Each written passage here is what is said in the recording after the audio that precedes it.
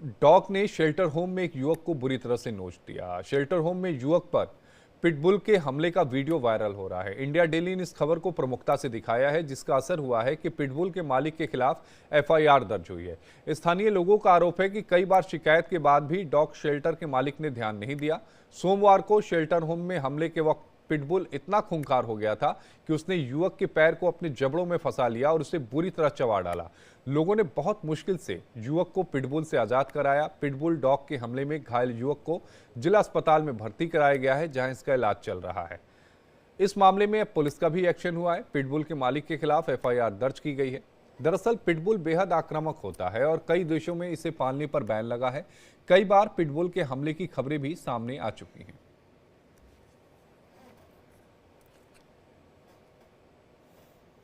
दो अलग अलग तस्वीरें आपकी टीवी स्क्रीन पर।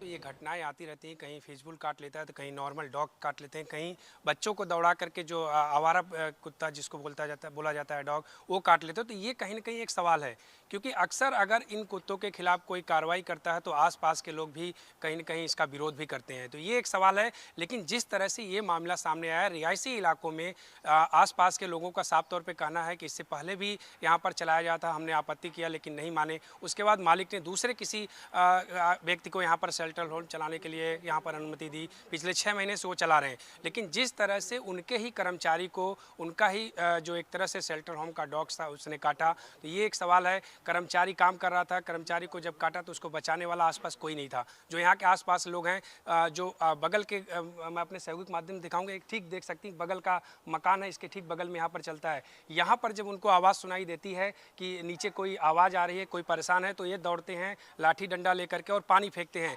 लेकिन उसके बाद भी जो फिजबुल डॉग है उसको नहीं छोड़ता है। यहाँ जब बाहर की तरफ इस गेट से वो किसी तरह भागता है और यहाँ एमसीडी कूड़े वाली गाड़ी आती है, जो नोएडा नगर निगम की है, उस गाड़ी पर लटक कर, और जो गाड़ी पे कर्मचारी था उसके सहयोग से उसको यहाँ से लगभग 200-300 मीटर दूर ले जाया जाता है। तो ये कहीं न कहीं जिस तरह से आप अगर यहाँ पर शेल्टर होम बनाए हैं, सुरक्षा के इंतजाम नहीं है, क्या परमिशन किसकी मिली है, तमाम चीज़ों पर सवाल उठता है। अक्सर सोसाइटी में भी देखा जाता है कि कोई एक डॉग को अपने घर में वहाँ पर उसकी देख रेख करता है, उसको पालता है, तो कहीं न कहीं बगल वाले विरोध करते हैं। लेकिन कार्रवाई कब होगी इनके खिलाफ, किस तरह से कार्रवाई होगी, ये एक सवाल है। ये दवाई ववाई दे करके ना कुत्तों को सुला के रखते थे ज़्यादातर।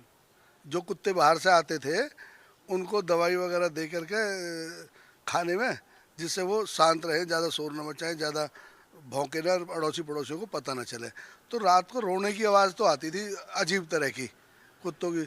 हमारे जो मनवीर सिंह जी इसी पड़ोस में रहते हैं, इन्होंने भी कई बार बताया।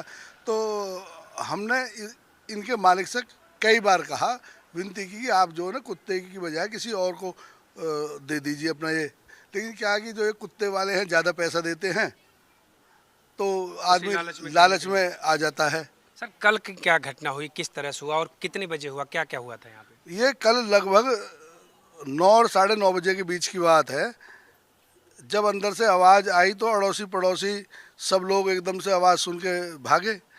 ये पड़ोस में मनवीर जी हैं, इन्होंने भी ऊपर से डंडा वंडा लेके पानी वानी फेंकना शुरू किया और लोगों ने भी शोर मचाया। वो लड़का तड़प रहा था, यहाँ से थोड़ा गेट खुला हुआ था तो सामने से वीडियो बनाई किसी ने, तो उन्होंने देखा कि वो उसका मुंह में पैर उसने जकड़ा हुआ था और छोड़ ही नहीं रहा था।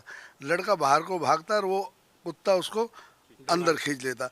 अब ये पिटबुल और उसकी शक्ल देख के तो और लोगों में भय व्याप्त हो गया। 10 से 15 मिनट का आपस में खींचा ताने के बाद ना वो लड़का किसी तरीके से वहाँ से छुटा कर बाहर दौड़ा। ये 3-4 साल हो गई, लेकिन ये 6 महीने से आया साथ।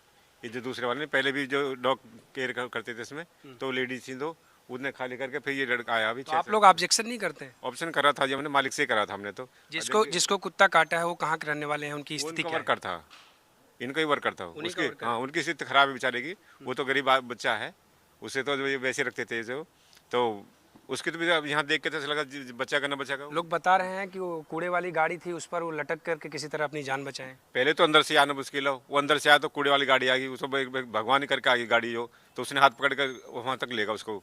तो डॉग वहाँ तक भाग कर गया, वहाँ गया था ना कम से कम 1000 मीटर की दुकान, वहाँ से फिर वहाँ से यहाँ तक सबके मकान के सूंघा उसने। गेटों में बढ़ गए, जैसे गेटों में बढ़ गए ना बच्चे, ये सब बढ़ गए थे। तो गेटों में भी उसने सूंघा था कि देखा कोई नहीं निकला, सब डर गए थे, सहमे सहमे हो गए थे जो।